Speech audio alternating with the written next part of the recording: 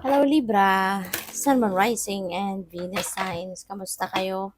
Sana po'y nasa mabuti kayong kalagayan. Welcome back po sa Star Tarot. At kung bago kayo rito, welcome din po kayo. Please subscribe, like, share my videos, and leave me a comment kung naka-resonate kayo. So, Libra, first card ninyo, we have romance and connection. So, maaari, nag-iba sa inyo dito is entering a new love and romantic relationship, lalo-lalo na kung kayo ay single pa.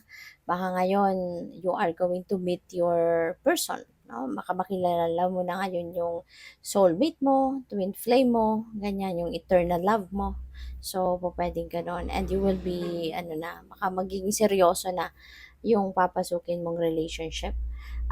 Pupuwede rin 'no, na kung ang iba sa inyo baka nasa romantic relationship na, may existing relationship na, maaaring ngayon na mas malalim pa ngayon yung inyong samahan, mas magiging anong tawag dito, mas magiging matatag, at magkakaroon ng harmonious and more loving, relationship kayo. Maaari na mas lalalim yung connection ninyo, yung gano'n 'no, with, each other. Pupuwede rin na ang iba sa inyo is also, um, tawag dito, yung mas lalo pa kayong dadami ang connections, mag expand pa yung connections ninyo. Maaaring hindi lang ito sa romantic, aspect of life 'no, yung connection na 'to. Pupuwede rin 'no, na baka mas marami kayong makikilalang mas marami kayong makikilalang tao na mas marami kayong makikilalang tao na um, magiging kaibigan, kliyente, customers, ganyan, no, Libra? What else? We have ease and grace. Ayan, so parang ano to, just go with the flow. Okay? This could be a reminder para sa inyo na it's about time na for you to go with the flow with life. This could be a reminder para sa iyo na it's better to just surrender to the universe, surrender to the natural ebb and flow, 'di ba? Para mas relax ka. Kasi kapag inaalay mong lahat sa universe, mas magiging mas magiging relax ka, mawawalan ka ng worries, mawawalan ka ng mawawalan ka ng mga ipag-aalala, yung stress, mawawalang mga yan. Kasi mas magiging mas magiging relax ka at iaalay mo na lang ang lahat no sa divine universe, 'di ba? So may kasama ka, may katulong ka sa pagbitbit ng kung ano man ang burden na pinagdadaanan mo. So we have no. Ayan, pwedeng ikaw ay magsasabi ng no. Maybe you're going to say no to someone. Maaring meron kang i-refuse, i-reject, mga ganyan, kung ano man, no? So, maybe you are going to say no. Ayan. So, it's either ikaw yung magno-no to someone or pwedeng ikaw yung magre-receive ng no answer from someone. So, maraming salamat for subscribing, and if you haven't subscribed yet, subscribe na kayo. And also, maraming salamat din for not skipping the ads. Malaking bagay yan sa akin. And also, please click the join button sa baba ng video kung gusto niyo na mag-join kayo sa membership. Okay? Salamat po. So, we have leadership. Yan, step into your leadership, share your message, and inspire and empower others. So, baka ito yung inyong mission, no? Or isa ito sa mga mission ninyo at this time, Libra, to be the leader, 'di ba? To be the leader, to impart your knowledge, mag-share kayo ng kung anong alam ninyo. Um, Siguro din, ang iba sa inyo talagang hinahangaan ng maraming tao. Maybe people are looking up to you. Maybe people are, inspired by you.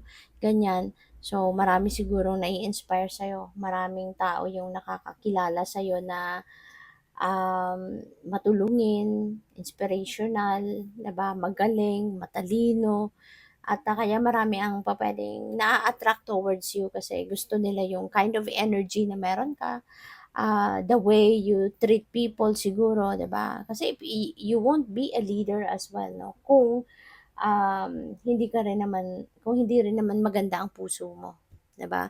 Aside from managing people, managing a department sa trabaho mo or gano'n or grupo, 'di ba? Aside from that, dapat meron ka ding puso, no?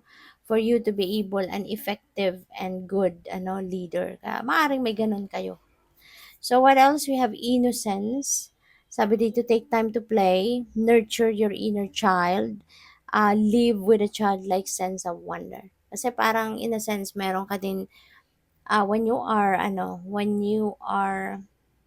um, embracing no childlike sense of wonder na sinasabi na to, you still have that purity of your heart. Mas pure ka pa rin, mas pure pa rin ang puso mo, mabait, 'di ba? Walang masamang tinapay, walang iniisip na masama or hindi mabuti towards other people, no? So kaya lagi lang mas maganda na meron tayong ah parang ini-embrace pa rin natin yung parang parang pagiging bata, 'no, na nandiyan diyan yung pagiging innocent, nandiyan yung kabutihan ng puso, yung purity of heart.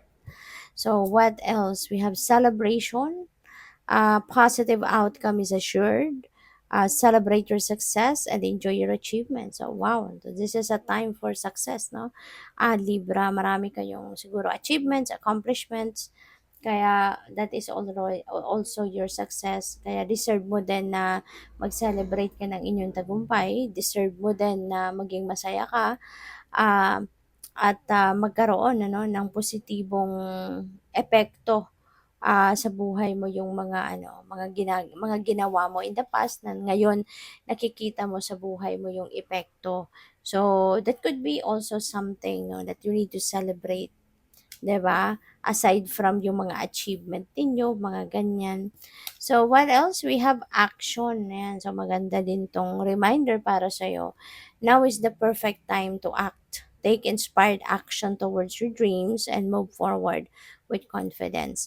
Kasi perfect time na ito to take action.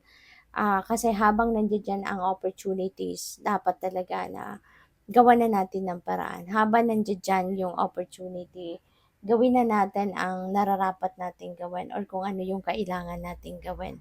Okay? Para nang sa gayon, 'di ba, hindi natin masayang kung ano yung biyaya na binibigay sa atin ng Divine Universe. At saka kapag nandiyan diyan ang oportunidad, 'di ba, tapos nagmamanya-manya-habi tayo, pupuwedeng magtampo din 'no, yung opportunity na 'yan na kesyo hindi natin pinapansin, 'di ba?